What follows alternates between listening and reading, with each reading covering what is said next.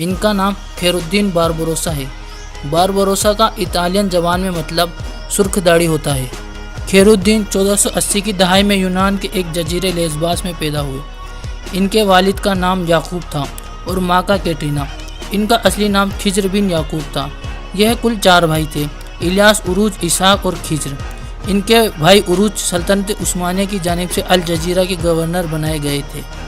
1518 کی ایک جنگ میں ان کے دونوں بھائی اسحاق اور عروج کو شہید کر دیا گیا۔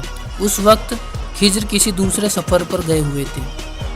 اس واقعے کے بعد خضر نے اپنے بھائی بابا عروج کے مشن کو جاری رکھا۔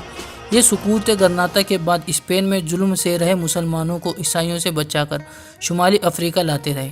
اس کی بدولت انہیں اسپین کے مخالفین مسلمانوں کی بڑی تعداد کی حمایت مل گئی، اور جو مسلمان اپنے اوپر کیے گئے ظلم کا بدلہ لینا چاہتے تھے انہیں اپنا بدلہ لینے کا ایک ذریعہ مل گیا، اور وہ سب خضر کے بیڑے میں شامل ہو گئے۔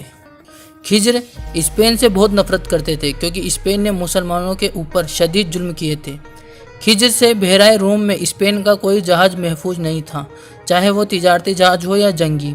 جب 1519 میں الجزیرہ پر اٹلی اور اسپین کی مشترکہ بحری فوج نے قبضے کرنے کی کوشش کی تو خیرالدین باربروسا نے اسے اکٹھا فوج کو ہرا دیا۔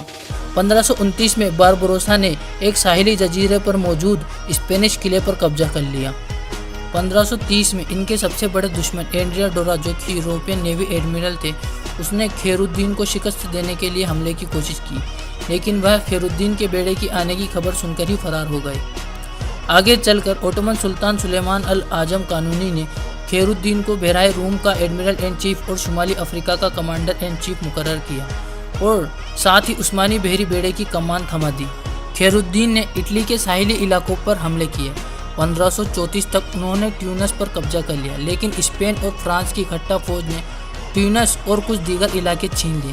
1537 میں لطفی پاشا اور باربروسا نے جزائر آیونین پر قبضہ کر لیا اور جنوبی اٹلی کے خلاف ایک زبردست عثمانی فوج کی قیادت کی۔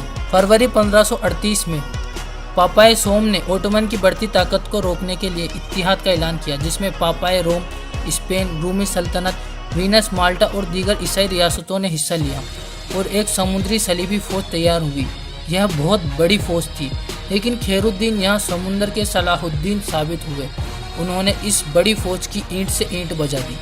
پھر آگے چل کر انہوں نے اٹلی اور اسپین کے جزائر اور ساحلی علاقوں پر حملے کیے اور فرانسیسی شہر نیس پر قبضہ کر لیا۔ باربروسا نے اٹلی اور اسپین کی اکٹھا فوج کو ہرا کر ریاست ناپولی کے قلب تک حملے کیے۔ باربروسا نے اٹالین شہر جنیوا پر حملے کی دھمکی دی، لیکن 3000 دوکات اور اپنے قریبی دوست اور لیفٹیننٹ ترگوت رئیس کو رہا کرنے کے عوض حملے سے باز رہے۔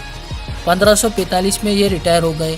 ان کا انتقال 1546 میں استنبول میں آبنائے باسفورس کے کنارے واقع ان کے محل میں ہوا۔ ان کا مزار ترکی بحری میوزیم کے قریب موجود ہے۔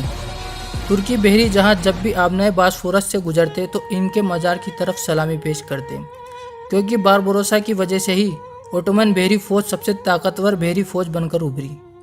عثمانی بحری بیڑوں کا سامنا کرنے کی کسی صلیبی ریاست کی ہمت تک نہیں رہی تھی۔ ان کے اوپر ایک ڈرامہ آنے جا رہا ہے جس میں خیرالدین کا کردار درلیس ارطغرل میں ارطغرل غازی کا مرکزی کردار نبھانے والے اینگن التان دوجتان نبھائیں گے۔ تو ملتے ہیں کسی اور ویڈیو میں۔